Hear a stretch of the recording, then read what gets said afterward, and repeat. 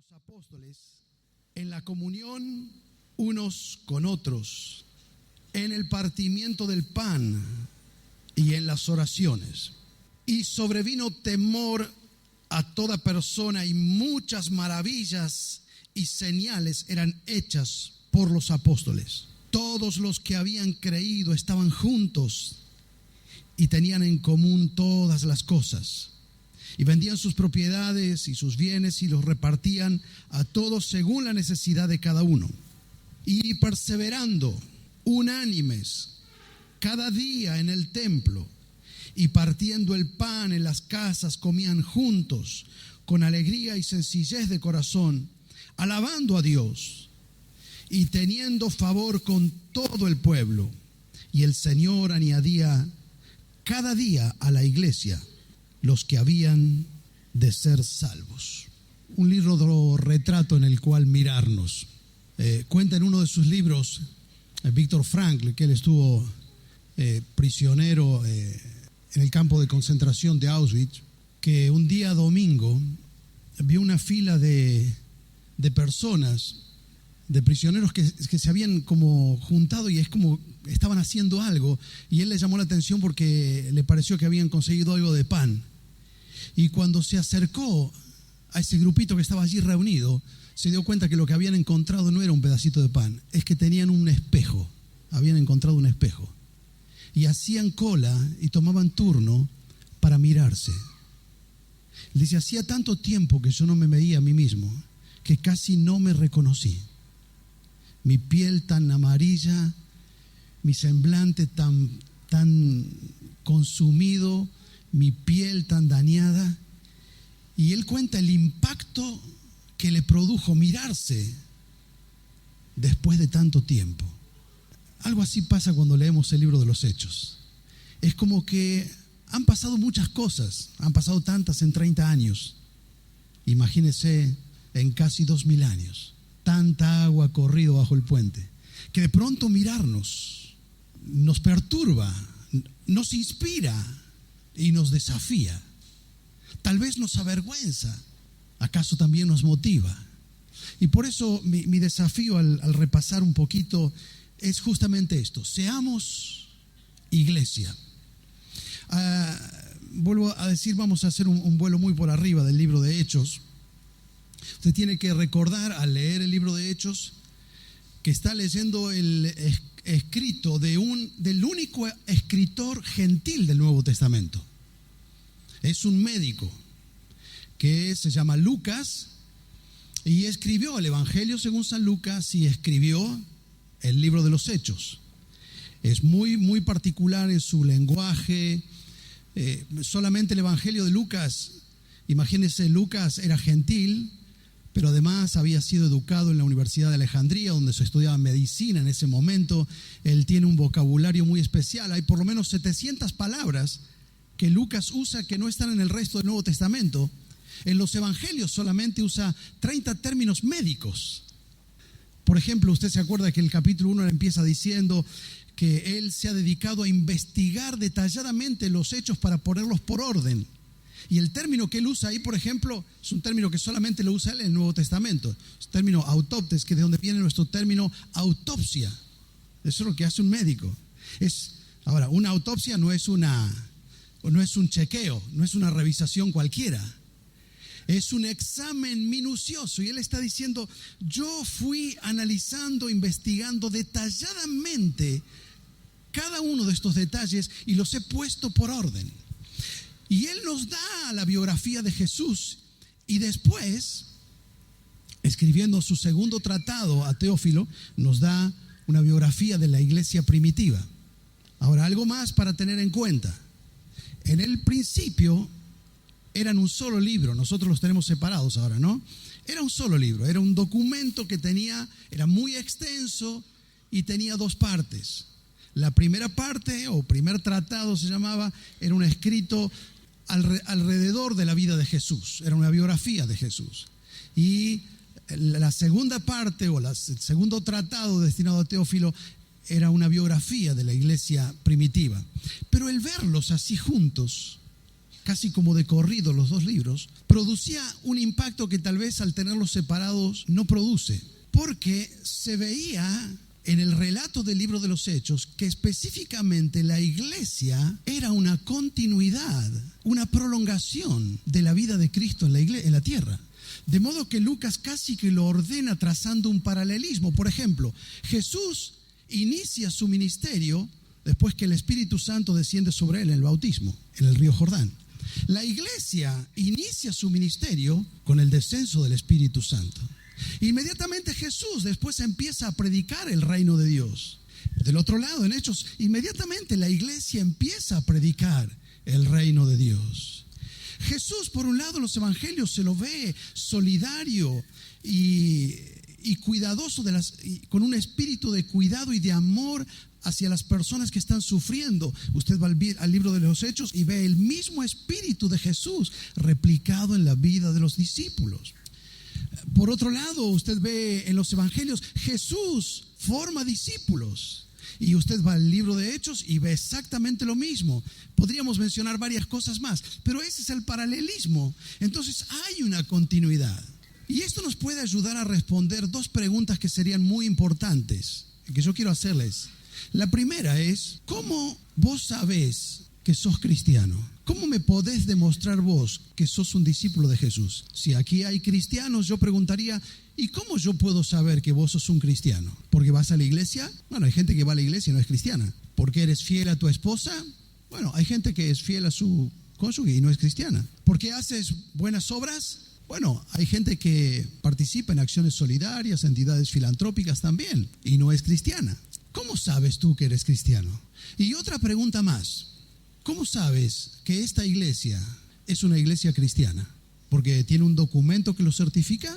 ¿Porque hay un cartel afuera que dice que somos iglesia? ¿Porque cantamos canciones con temáticas espirituales? Si puedes leer la biografía que Lucas hizo de Jesús y de la iglesia, tienes la respuesta a esas dos preguntas. Porque al leer los evangelios vas a darte cuenta que la única manera de evidenciar de que yo soy cristiano es que mi vida es una prolongación de la vida de Cristo. Amo lo que Jesús amaba, rechazo lo que Jesús rechazaba, vivo lo que Jesús enseñaba. Hago de amar a Dios una prioridad en mi vida, como Jesús lo hizo. ¿Y cómo puedo saber que esta es una iglesia cristiana? Porque esta iglesia es una prolongación de la vida de Jesús.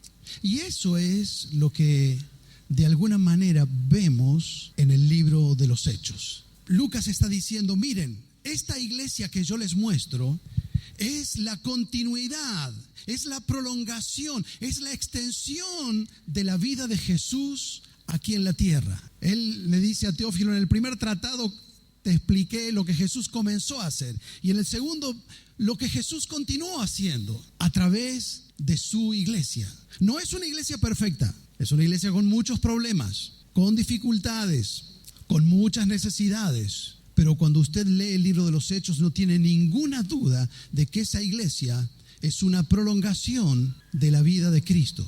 ¿Por qué? Porque así como Jesús se interesó solamente en obedecer al Padre, la iglesia primitiva toma eso como prioridad. Es necesario obedecer a Dios antes que a los hombres. Como Jesús formó discípulos, esta iglesia lo hace. Como Jesús fue guiado por el Espíritu Santo, esta iglesia lo hace. Y usted va viendo ese hilo conductor en todo el libro. Y hay 4 ejes, que es lo que quiero brevemente mencionar para tomar este desafío. ¿Cómo sabemos que somos iglesia? Y hay 4 ejes en el libro de Hechos, que son 4 ejes en la vida de Cristo. Hay 4 cosas que no pueden faltar en la iglesia y que nos dan nuestro sentido de identidad como iglesia. Con el tiempo la iglesia puede cambiar muchas cosas. En 30 años hemos cambiado el edificio, tal vez hemos cambiado algo de la liturgia, cambiamos algo de la vestimenta, la forma de venir tal vez. Pueden haber cambiado algunos programas, pero hay 4 cosas que jamás deben cambiar, que fueron evidentes en la vida de Cristo y son evidentes en la primera comunidad de cristianos. Y es lo que nos hace ser iglesia. Entonces, vamos a verlo brevemente. Lo primero es que, ¿cómo sabemos que somos iglesia? Es que somos, o es porque somos, una comunidad del Espíritu. Evidentemente Jesús fue el hombre del Espíritu. Su ministerio se inauguró así. Él fue guiado por el Espíritu. Y evidentemente la iglesia que usted ve en el libro de Hechos es una iglesia que es la comunidad del Espíritu. Así como Juan el Bautista dijo, miren, yo sé cómo identificar quién es el enviado de Dios. Es aquel sobre quien desciende el Espíritu Santo. Así ocurre también en la iglesia. Era evidente que sobre esa gente había descendido el Espíritu Santo. Estaban llenos del Señor, estaban llenos del Espíritu Santo. Fueron la comunidad del Espíritu. Y esto es muy importante leerlo en el libro de los Hechos, porque ocurre algo. Por allá en el segundo siglo empiezan a verse algunos atisbos de que la iglesia empieza como a institucionalizarse. Los historiadores llaman incluso a ese periodo temprano un periodo de institucionalización de la iglesia. Y en ese periodo, según por ejemplo Ignacio de Antioquía, el libro de Hechos se separa del libro de Lucas porque empiezan a hacer copias específicamente. Era un documento muy largo, los evangelios más el libro de Hechos, y empiezan a hacerse copias específicamente del libro de los Hechos para que la iglesia vuelva a leer cómo fue el comienzo. Porque es fácil que con el paso del tiempo la iglesia se vaya como institucionalizando. Y es fácil en el periodo del tiempo es que perdamos ese fuego y ese celo del comienzo. Piense usted, por ejemplo, las personas que estaban aquí hace 30 años o que llegaron al Señor cuando esta iglesia empezó. No escatimaban esfuerzos, juntar fondos, venir, preparar el lugar, limpiarlo, aprontarlo, invitar gente. Pero ya cuando sus hijos nacieron, ya nacieron en ese ambiente. Y si no tenemos cuidado, puede ser que algo se pierda en el camino, porque ya la tercera y la cuarta generación no tiene la misma pasión, no tiene el mismo compromiso, no tiene el mismo fuego. Y en ese proceso, cuando la iglesia estaba más o menos empezando a acomodarse, el escritor nos vuelve a recordar que esta fue una comunidad llena del Espíritu Santo. Hechos capítulo 1, verso 8. El Señor le dijo: ustedes me serán testigos cuando haya venido sobre ustedes el Espíritu Santo. Y capítulo 2 dice que descendió el Espíritu Santo y fueron llenos del Espíritu Santo. Y usted ve que todo este libro es el libro que más habla en toda la Biblia del Espíritu Santo. Hay 70 referencias al Espíritu Santo. El Espíritu Santo dando denuedo a los apóstoles. El Espíritu Santo llegando a los gentiles. El Espíritu Santo llevándolo a Felipe al desierto a predicar. El Espíritu Santo trayendo renovación a la iglesia. El Espíritu Santo trayendo un empuje misionero y llamando a la iglesia. El Espíritu le dice a la iglesia: aparten a Saulo y a Bernabé, y por la obra del Espíritu Santo salen al campo misionero. El Espíritu Santo está obrando en todo el libro. Es evidente que era una comunidad, era la comunidad del Espíritu. Así como Jesús fue el hombre del Espíritu, esta es una comunidad del Espíritu. Hermanos, lo que hace que nosotros seamos iglesias es que somos la comunidad del Espíritu. Que el Espíritu Santo está en nosotros y está entre nosotros. Que Él obra aquí, trayendo libertad, trayendo salvación, restauración a la vida, trayendo dirección a la vida de los creyentes, trayendo la expansión. Esa es obra del Espíritu Santo.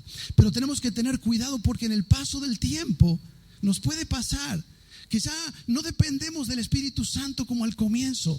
Y tal vez empezamos a depender más de nuestra experiencia, de nuestros recursos, de nuestros programas.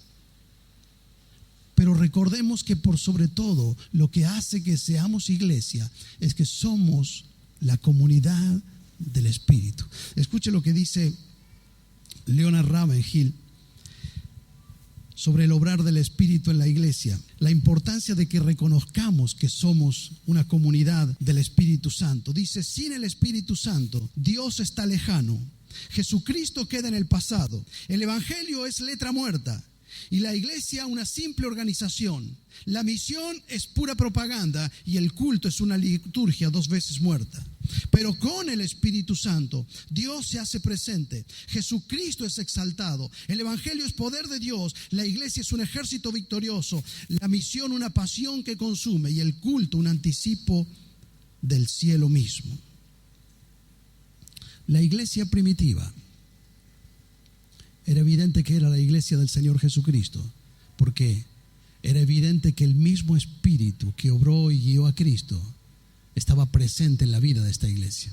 Otra característica y otro eje de este libro es que se muestra que la iglesia era una comunidad misionera. Y esto es evidente a través de todo el libro. Así como Jesús fue el enviado, los discípulos son los enviados. Así como Jesús fue el varón misionero de Dios, la iglesia son los misioneros y envían y van y alcanzan a las multitudes, y el evangelio corre y corre y corre. Ellos continuamente están alcanzando a los que están a su alrededor. La iglesia, y como todo el libro de Hechos lo muestra, era una comunidad misionera. Ellos entendieron, hermanos, que somos, en los términos de Jesús, somos la comunidad de los 99. Es decir, somos un rebaño incompleto. Siempre la iglesia, por más que pasen los años, debe sentirse una comunidad incompleta. Somos la comunidad de los 99. ¿Por qué? Porque siempre falta uno. ¿Recuerdan cómo fue esto hace 30 años? Que cada persona que conocía al Señor venía, pero él se sentía incompleto porque él está, pero falta uno de su familia. Y han llegado tantos en estos años, pero seguimos estando incompletos.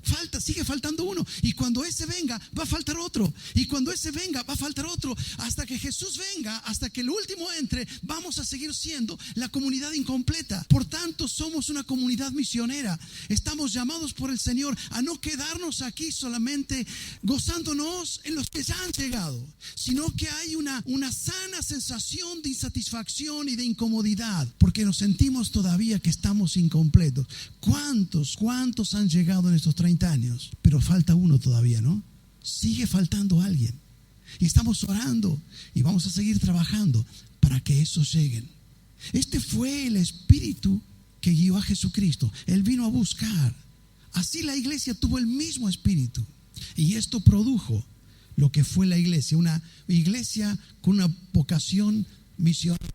Solamente un repaso breve. Miren lo que fue esto. 1:15. Y los que estaban reunidos eran 120. 2:41. Y se añadieron aquel día como 3,000 personas.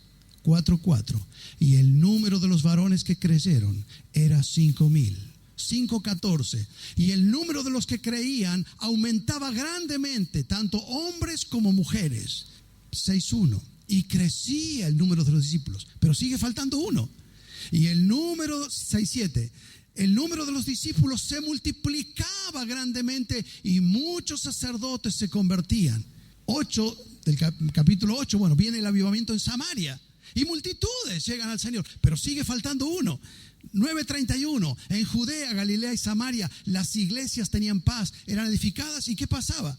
Y crecían. 9:35. Y todos los que habitaban en la región de Lidia y de Sarón se convirtieron. Esas declaraciones impresionantes que tiene este libro, pero sigue faltando uno. 9:42. Y muchos de los que vivían en Jope creyeron, pero sigue faltando uno. Todavía está incompleta la comunidad. 11:21. Y gran número creyó y se convirtió en Antioquía. 11:24. Y otra gran multitud se agregó en la iglesia de Antioquía. 12:24. La palabra del Señor crecía y se multiplicaba. 13:43. Y creyeron todos los que estaban ordenados para vida eterna. 13:41. Y la palabra fue difundida por toda aquella provincia. Pero ellos sentían, sigue faltando uno. Y seguimos trabajando. 14:21. Y muchos creyeron en aquel lugar. 16:5. Las iglesias eran confirmadas y aumentaban en número todos los días. 17:4. Y se convirtió gran número de griegos y muchas mujeres. 17:12. Y creyeron aquel día muchos judíos y muchos griegos de la alta sociedad, tanto hombres como mujeres.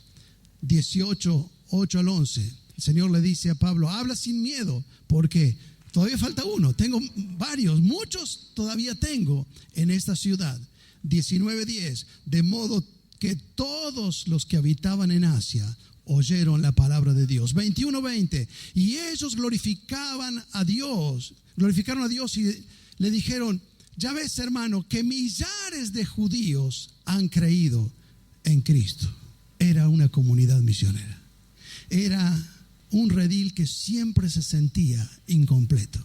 Mi hermano, este libro empezó a copiarse separado del Evangelio de Lucas, como yo le decía, y a difundirse especialmente esta visión, cuando los llamados padres de la iglesia en ese tiempo se dieron cuenta que estaban empezando a acomodarse, que habían perdido ese celo del principio. Quisiéramos nosotros recuperar eso. Y ¿sabes qué? Puede ser que hay personas aquí que llegaron con vidas quebradas, encontraron el perdón de sus pecados, ordenaron su vida y ahora ya se han acostumbrado tanto a este ámbito que han dejado de mirar afuera. ¿Y te acordás cuando al principio orabas por tu familia y cada evento especial que había de traerlo y buscabas y querías alcanzarlo?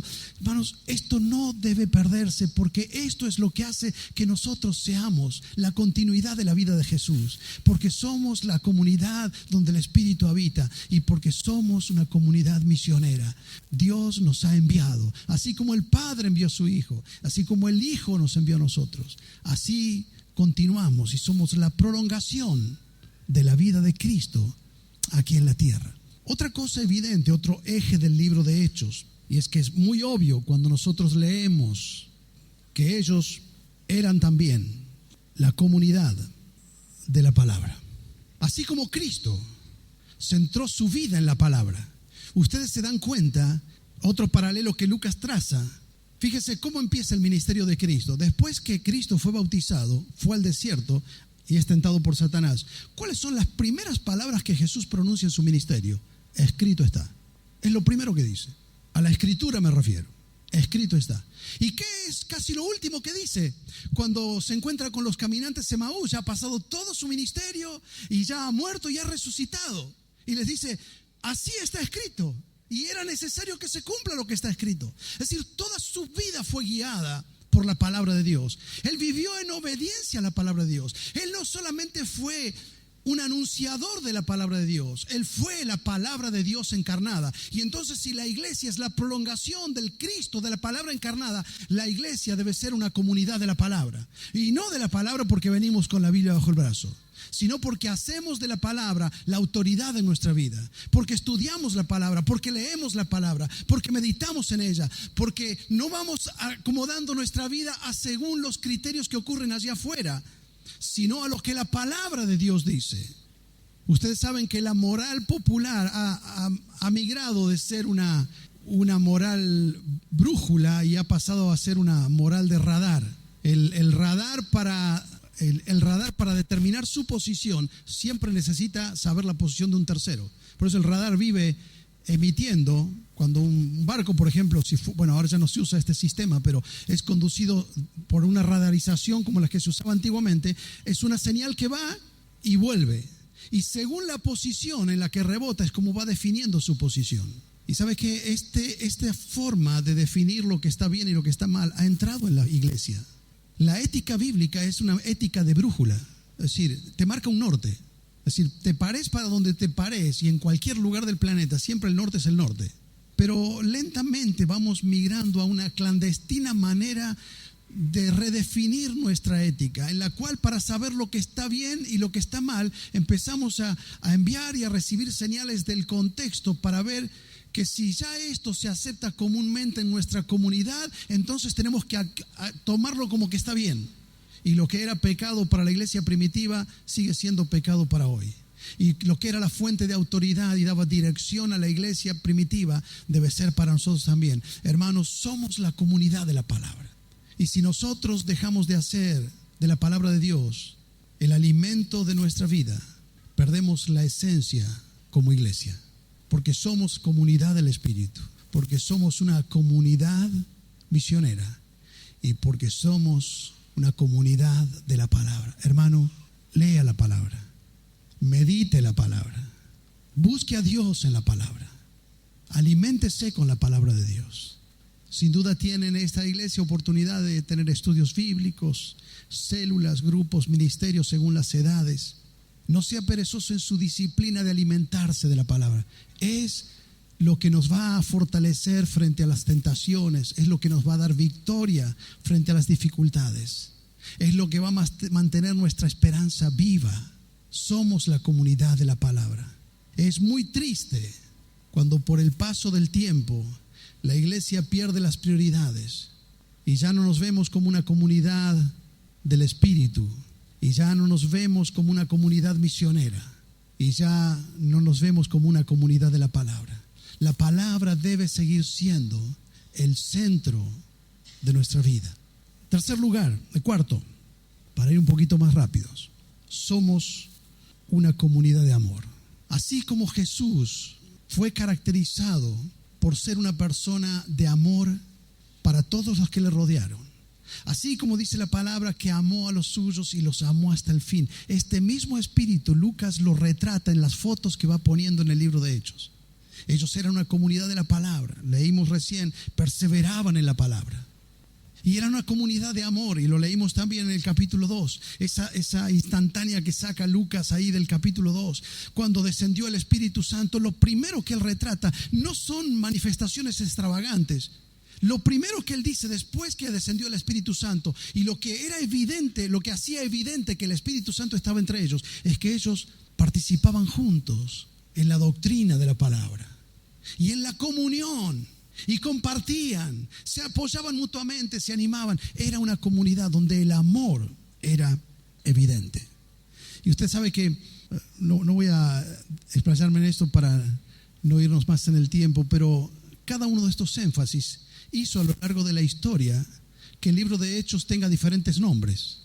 Algunos enfatizaron que la iglesia era una iglesia llena del Espíritu, por eso algunos llamaron al libro de Hechos los Hechos del Espíritu Santo. Justamente yo mencioné antes Ignacio de Antioquía porque él fue el que usó un término, él hablaba del relato de los hechos, de ahí tomamos nosotros este término Hechos de los Apóstoles. No siempre se lo llamó así a este libro, pero me gusta que haya sido esto porque enfatiza que la iglesia era una iglesia que tenía hechos. No es los discursos de los apóstoles, no son las actividades, no son los dogmas de los apóstoles, son los hechos. Hermanos, era evidente el amor entre ellos, la vida de la iglesia, que allí había hechos y que amaban en hecho y en verdad. Y así como una Biblia sin el libro de Hechos está incompleta, un evangelio sin hechos está incompleto. Una iglesia que no tiene hechos, un cristiano que no tiene hechos, no tiene evidencia de su vida cristiana. Pablo le dice a Tito que hay muchos que profesan conocer a Dios, pero lo niegan con su ¿qué? Con sus hechos, con sus hechos. Así que, ¿qué es lo que demuestra de que nosotros somos una iglesia, hermanos? ¿Cómo sabe usted que está en una iglesia? No es por el cartel que está allá afuera, no es por las actividades, es por esto, porque somos una comunidad del Espíritu, porque el Espíritu Santo está obrando entre nosotros, porque somos una comunidad misionera, porque somos la comunidad de la palabra y porque somos la comunidad del amor. Un lugar donde puedo amar y ser amado, un lugar donde puedo equivocarme y voy a recibir corrección, restauración, un lugar donde nos cuidamos unos a otros, un lugar donde oramos unos por otros, un lugar de cuidado. Eso fue la iglesia primitiva.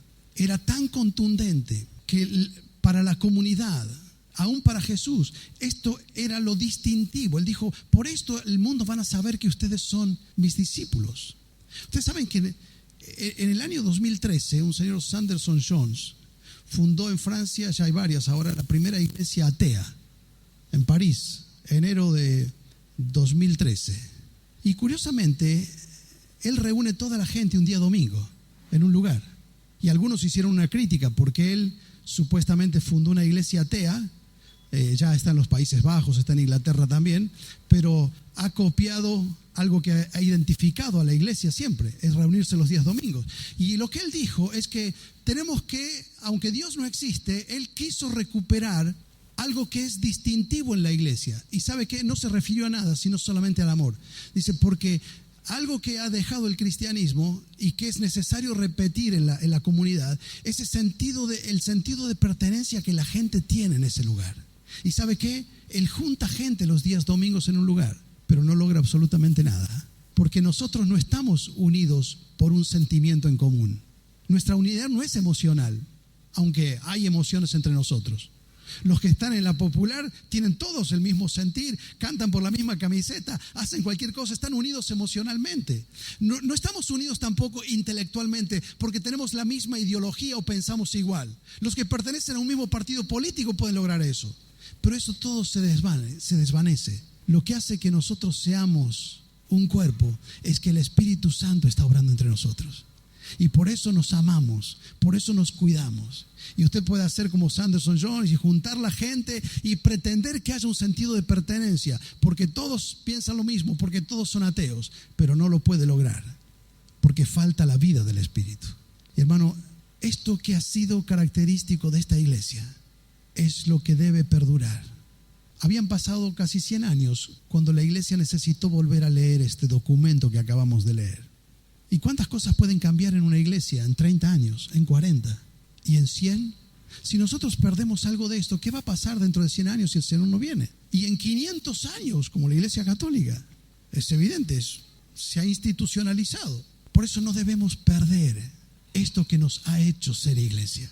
Esto es lo que hace que nosotros seamos una prolongación de la vida del Señor aquí en este barrio, que somos una comunidad del Espíritu, una comunidad misionera, una comunidad de la palabra y una comunidad de amor. Ahora, yo le diría, ¿cuál de estas es la más importante? ¿Qué me diría usted? Usted sabe que hay épocas de la historia, esto es algo interesante para ver, cuando en realidad hubo un énfasis de uno de los aspectos. Hubo épocas de la historia donde se enfatizaba mucho el hecho de que, incluso llegando a extremos como el ecumenismo, pero hablaban de la comunidad del amor. Hubo épocas de la historia donde se enfatizó la doctrina, decía, no, somos sobre todo la comunidad de la palabra. Hubo épocas, después vino movimientos reaccionarios contra eso. Dijeron, no, sí, la palabra, pero por sobre eso, lo más importante es que somos la comunidad del Espíritu y tiene que ser evidente el obrar del Espíritu entre nosotros. Hubo épocas donde el énfasis fue el despertar misionero. Dijeron, sí, pero por sobre todo es que somos una comunidad misionera. Y la verdad es que no tenemos que poner una de estas cosas sobre la otra. Es como ese chico que está en la esquina con las 4 pelotitas ahí. Él capaz que mira una, pero en su campo visual están todas. Están todas. Y no importa el área, el ministerio en el que estés trabajando aquí en la iglesia. Nosotros todos como iglesia estamos involucrados en esto. Por eso somos iglesia. Mire cómo termina el libro de Hechos. Y con eso terminamos por ahora. El último capítulo, 28-30. Y Pablo permaneció 2 años enteros en una casa alquilada y recibía a todos los que venían a él, predicando el reino de Dios y enseñando acerca del Señor Jesucristo abiertamente y sin impedimento. Qué lindo que Lucas eligió esta palabra para cerrar el libro. Era una iglesia que no tenía impedimentos. Pero ¿cómo que no tenía impedimentos si uno de sus líderes principales está ahí en la cárcel y después lo van a matar? No es que no tenían dificultades. El impedimento es una imposibilidad. La adversidad es una dificultad. Tenían adversidades, tenían errores. Hubo gente que cayó en pecado. Tenían necesidades. Había mucha gente pobre. Tenían muchas dificultades, pero nunca tuvieron imposibilidades. Porque mientras se es una comunidad del Espíritu, una comunidad misionera, una comunidad de la palabra y una comunidad del amor, donde el Espíritu de Dios está obrando, donde es evidente que Cristo está entre ellos y en ellos, es una comunidad que podrá tener muchas dificultades, pero nada de eso será un impedimento. Y mire si esta no ha sido vuestra historia, hermanos. Por eso he querido compartirle esto, porque aunque no conozco lo doméstico de la iglesia, sé que por ser iglesia y por estar sirviendo al Señor, habrán pasado momentos difíciles, habrán tenido necesidades, habrán pasado momentos tristes, habrá habido dificultades. Pero mire, aquí estamos, nada fue un impedimento. ¿Se acuerda de esos momentos cuando vinieron noticias y situaciones difíciles y de pronto alguien dijo, ¿y ahora cómo vamos a seguir? Y estabas trabajando en un ministerio, dedicaste tanto tiempo a gente que a lo mejor tiró a la basura todo lo que le enseñaste. Y vino el desaliento, y gente que renunció a su llamado, y gente que se volvió de la fe, y gente que apostató de la fe, y frente a necesidades, y hermanos que se enfermaron, y hermanos por los que oramos, y hermanos que se fueron, y frente a todo lo que nos ha sucedido, aquí estamos.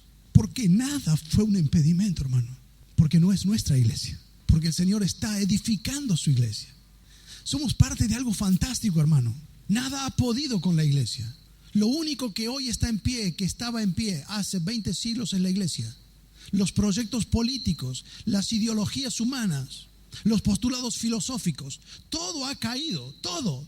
Todo ha venido, ha surgido, ha generado expectativas y se ha despedazado. Y la iglesia, con sus problemas, con sus limitaciones, con sus necesidades, ha navegado 2000 años y acá está, porque el Espíritu Santo está acá. Entonces, hermano, no se desaliente, no se desespere por momentos de crisis que puedan venir, por adversidades que puedan llegar. La iglesia primitiva fue una iglesia llena de adversidades. Si alguna vez lo hubo en la historia, ese fue uno de los momentos más difíciles. Pero Lucas termina diciendo, pero la iglesia avanzó sin impedimentos. Jesús dijo, yo voy a edificar la iglesia y las puertas del Hades no van a ser un impedimento. Y ustedes van a seguir creciendo, hermanos. Somos 99 esta noche. Cuando éramos 40 al principio éramos 99 también. Y hoy somos 500 o 400 y somos 99. Y vamos a ser más y vamos a seguir siendo 99. No es porque, a lo mismo que en el ministerio de Jesús, no es que a él estaba detrás de las multitudes. La iglesia primitiva no tenía como objetivo los números, pero el crecimiento era la consecuencia evidente de la calidad de gente que ellos eran. Era tan evidente que Dios estaba entre ellos, que la iglesia perseveraba en la comunión, en la doctrina de los apóstoles, en la comunión, el partimiento del pan, en las oraciones. Y el Señor, ¿qué hacía? Traía esa oveja que estaba afuera. Pero ellos decían, pero falta una. Y sí, y trae otra, y otra, y otra. Y acá estamos. Así que, hermano, levántese en fe, levántese en el nombre del Señor, y contra toda dificultad, usted sepa que el Señor va a seguir escribiendo su historia aquí, porque Él lo está haciendo. Nosotros solamente somos herramientas. Hermano, tenés que dar gracias a Dios de ser parte de esta comunidad. No seas un espectador. Ponete a servir al Señor, ponete a trabajar. Sé parte de lo que Dios está haciendo. Sé parte de esta comunidad donde está el Espíritu, de esta comunidad que alcanza a las personas, de esta comunidad donde se enseña la palabra y de esta comunidad donde se vive el amor. En los últimos años, no sé si les he contado esto la última vez que estuve, pero capaz es bueno recordarlo. Los últimos años de Pierre Renoir. Pierre Renoir fue uno de los, creo que fue el padre del impresionismo. Pintor impresionante. Él tenía una artrosis reumática. Ustedes saben que empezó a deformarse sus manos. Vieron como que se iban apiñando los dedos y no podía tomar el pincel para pintar. Y los últimos años, si no me equivoco, casi 10 años estuvo postrado en una silla de rueda. Ya no podía caminar y le ataban el pincel a la mano.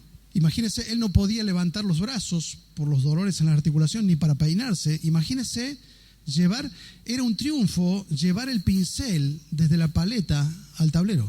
Y gritaba cada vez que levantaba el brazo de dolor. Y un día su amigo Henry Matisse le dijo, Pierre, ¿qué sentido tiene que sigas pintando a costa de tanto dolor? Si cada vez que vas a pintar un trazo tenés que gritar. Y Pierre Renoir le dijo, lo que pasa es que el dolor después va a pasar, pero esta obra va a quedar.